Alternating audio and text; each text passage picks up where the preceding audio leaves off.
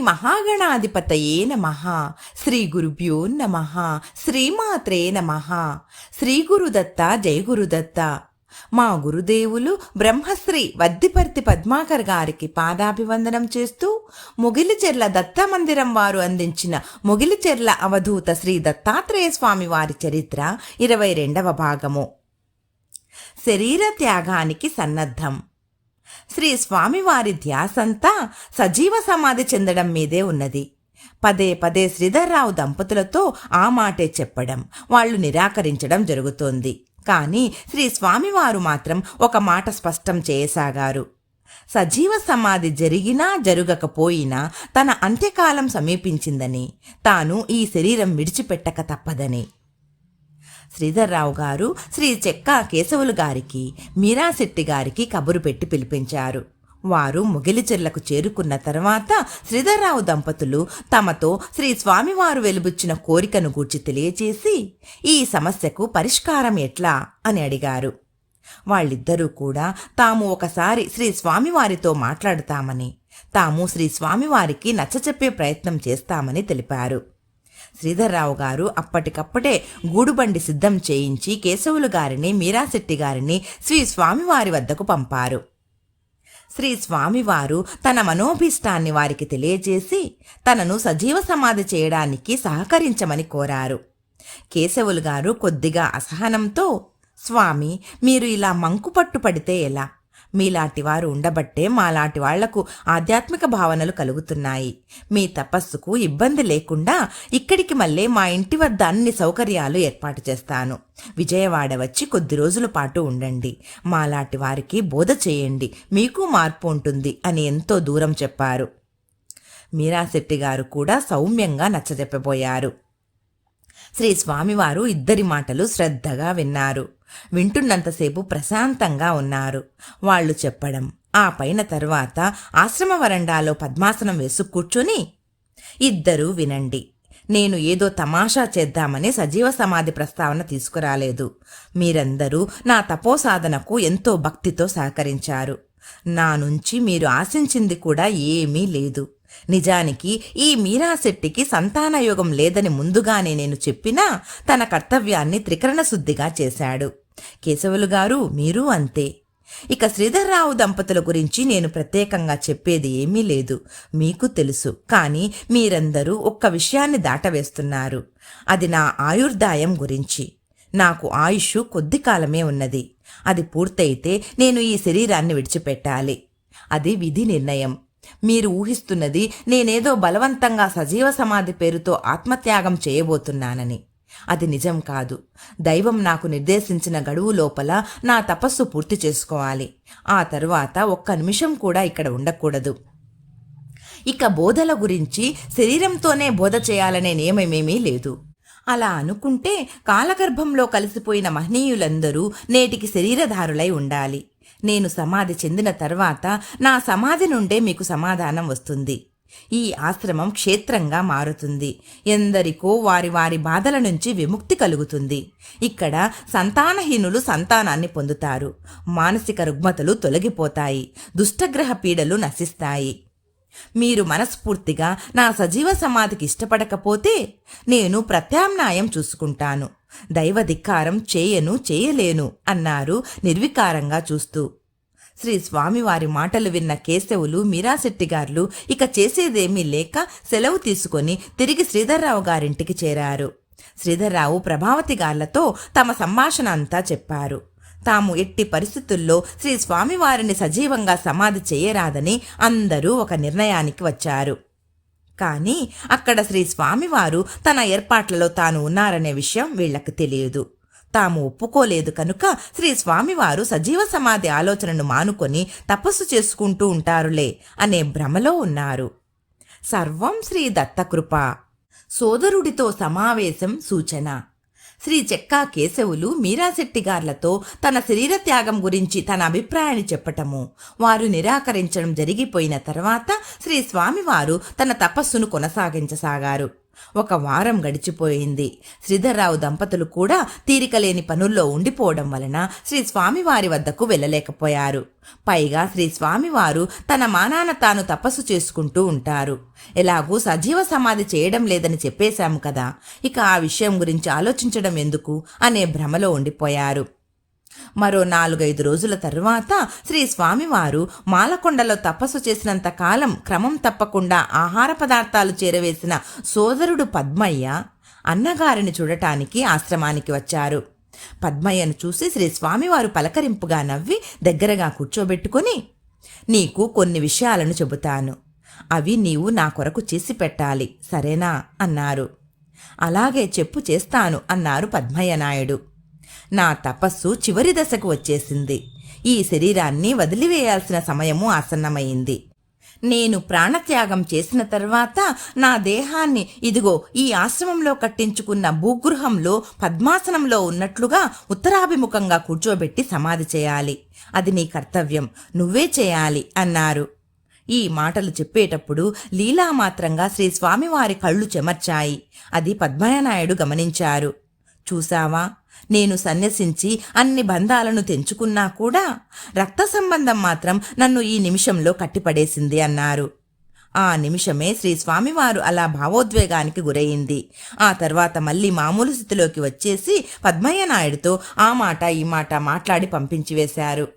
పద్మయ్య నాయుడు వెళ్ళిన తర్వాత శ్రీ స్వామివారు తన ధ్యానం చేసుకోవడానికి ఆశ్రమం లోపలికి వెళ్ళిపోయారు. మరో 3 రోజులు గడిచిపోయాయి. 1976 ఏప్రిల్ నెల 3వ వారంలో ప్రభావతి, శ్రీధర్రావు గారు శ్రీ స్వామివారిని కలవడానికి ఆశ్రమానికి వచ్చారు. సుమారు ఓ అరగంట వేచి చూసిన తర్వాత శ్రీ స్వామివారు తలుపు తీసుకుని వీళ్ల ముందుకు వచ్చి నిలబడ్డారు. ఆయన ముఖంలో దివ్య తేజస్సు ఉట్టిపడుతోంది. శరీరం మాత్రం శుష్కించి ఉన్నది. నాయన, బాగా తగ్గిపోయారు, ఆహారం తీసుకోవడం లేదా అన్నారు ప్రభావతి గారు. ఆహారం అంత సమయం కూడా వృధా చేయటం లేదు తల్లి. నిరంతర ధ్యానంలో ఉంటున్నాను. ఇదిగో ఇప్పుడు మీరొచ్చినారని వాక్కు వినబడితే లేచి వస్తున్నాను. మళ్ళీ అడుగుతున్నానని మీరు కలతపడవద్దు. ఇంకా రోజులే మిగిలి ఉన్నాయి నా శరీరానికి. త్వరగా సమాధి ఏర్పాట్లు చేయండి అన్నారు శ్రీ స్వామివారు. శ్రీధర్రావు, ప్రభావతి గారు ముఖాముఖాలు చూసుకున్నారు. శ్రీ స్వామివారు సజీవ సమాధి విషయాన్ని వదిలేసి ఉంటారని భావించిన తమకు అదేమీ లేదని, శ్రీ స్వామివారు అదే పట్టు మీద ఉన్నారని అవగతం అయింది. వాళ్ళిద్దరూ కూడా తమ వల్ల కాదని మళ్ళీ తేల్చి చెప్పారు. అయితే చిత్రంగా ఈసారి మాత్రం శ్రీ స్వామివారు పెద్దగా నవ్వారు. నవ్వి, మీరు మాత్రం ఏం చేస్తారు? పెంచుకున్న బంధాలు అంత త్వరగా తెగిపోవు కదా. పైగా మీ పరిమితులు మీకుంటాయి. ఇక నా ఏర్పాట్లను నేను చూసుకుంటాను. ఇంత దూరం నన్ను లాక్కొచ్చిన ఆ పార్వతీదేవి, ఆ దత్తాత్రేయుడు నాకు మార్గం చూపకపోతారా అన్నారు. మొదటిసారి ఆ దంపతులు శ్రీ స్వామివారు తమకు కాకుండా పోతారేమో అనే భావనకు లోనయ్యారు. మళ్ళీ నేను చెప్పి పంపేదాకా మీరిద్దరూ ఈ ఆశ్రమానికి రాకండి. అమ్మా, కొన్ని దోసకాయలు మాత్రం పంపించు, ధ్యానం నుంచి లేచినప్పుడు వండుకుంటాను అన్నారు. కొద్దిసేపు శ్రీ స్వామివారి వద్ద గడిపి తిరిగి తమ ఇంటికి చేరారు ఆ దంపతులు. సర్వం శ్రీ దత్తకృప. ఆఖరి ప్రయత్నం బోధ పర్యవసానం. తాను కబురు పెట్టేదాకా ఆశ్రమానికి రావద్దని శ్రీధర్రావు దంపతులతో శ్రీ స్వామివారు చెప్పిన తర్వాత శ్రీ స్వామివారు కఠోర తపస్సు చేయనారంభించారు. ఆహారం దాదాపుగా విసర్జించారు. ఏ 2-3 రోజులకు ఒకసారి కొద్దిగా ఆహారాన్ని స్వీకరిస్తూ తిరిగి తపస్సులోకి వెళ్ళిపోయేవారు. ఏప్రిల్ నెల 1976వ సంవత్సరం చివరి వారంలో ఒకసారి శ్రీధర్రావు గారిని రమ్మని కబురు పంపించారు. అంతకుముందు శ్రీ స్వామివారు తనకు దోసకాయలు కావాలని అడిగిన విషయం గుర్తుకు వచ్చి ప్రభావతి గారు దోసకాయల కోసం ముగిలిచెర్ల అంతా వాకపు చేశారు. చిత్రంగా ఆ ఊర్లో ఒక్క దోసకాయ దొరకలేదు. సరే, ప్రాప్తం లేదు, ఆ మాటే చెబుదాము అని శ్రీధర్రావు గారు అనుకుని గూడుబండి ఎక్కబోతున్నారు. ఇంతలో నెత్తిన గంప పెట్టుకుని ఒక ఆడమనిషి నేరుగా వచ్చింది. తాను లింగసముద్రం నుంచి వస్తున్నానని, దోసకాయలు అమ్మడానికి తెచ్చానని చెప్పి కొన్ని మంచి కాయలను తానే ఏరి చేతికిచ్చింది. శ్రీధర్రావు గారు ఆశ్చర్యపోతూ వాటిని తీసుకుని బండితోలే బాలయ్య చేతికిచ్చి బండిలో పెట్టించారు.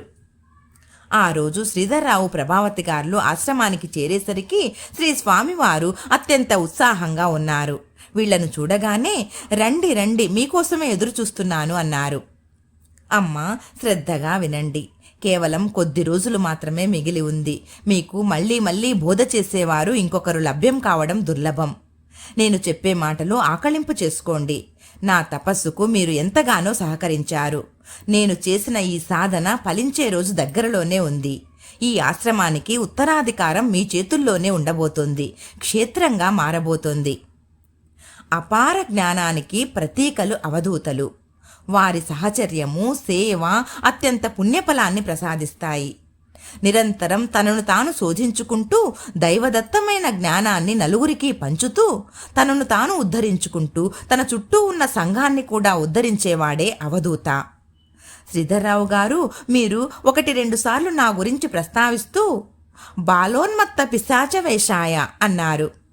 పైకి పిచ్చివాడిలా పసిపిల్లల చేష్టలతో శుచి శుభ్రత లేని వారిలా ప్రవర్తించినా వారి ప్రతి చర్యలోనూ ఒక పరమార్థం దాగి ఉంటుంది. అవధూత అనగానే పిచ్చివాడు, మద్యం మాంసం స్వీకరిస్తూ ఉండేవాడు అనుకోవడం ఒక అపోహ మాత్రమే. అలా ఉన్న వాళ్ళందరూ అవధూతలు కారు. అవధూత మూర్తీభవించిన జ్ఞానస్వరూపమని గుర్తించండి. పొట్టకూటి కోసం గారడీలు చేసేవాడినో, మాటలతో కోటలు కట్టేవారినో ఆశ్రయించి విలువైన సమయాన్ని, ధనాన్ని కోల్పోతారు కొందరు. వాళ్ల అజ్ఞానం వల్ల అవతలివాడు సుఖాలు పొందుతారే కానీ వీళ్లకు ఒరిగేదేమీ లేదు. గృహస్థులు మీరు. ఎన్నో బాధ్యతలుంటాయి, కొన్ని కష్టాలుంటాయి, కొన్ని సుఖాలు వెంటనే ఉంటాయి. సమదృష్టితో చూడండి.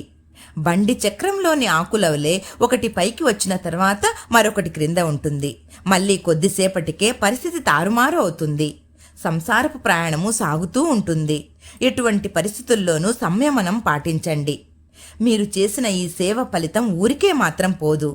మీరు ఎందరో పండితులను నా వద్దకు తీసుకువచ్చారు. కొందరు నా పాండిత్యాన్ని పరీక్షించారు. మరికొందరు నాలోని వేదాంత సారాన్ని వెలికి తీయాలని భావించారు.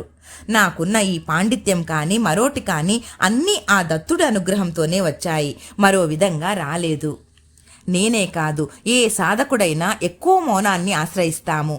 మౌనమే అన్ని ప్రశ్నలకు సమాధానమిస్తుంది. క్లుప్తంగా మాట్లాడటం సాధనలోని మొదటి మెట్టు అయితే సంపూర్ణ మౌనం చివరి మెట్టు.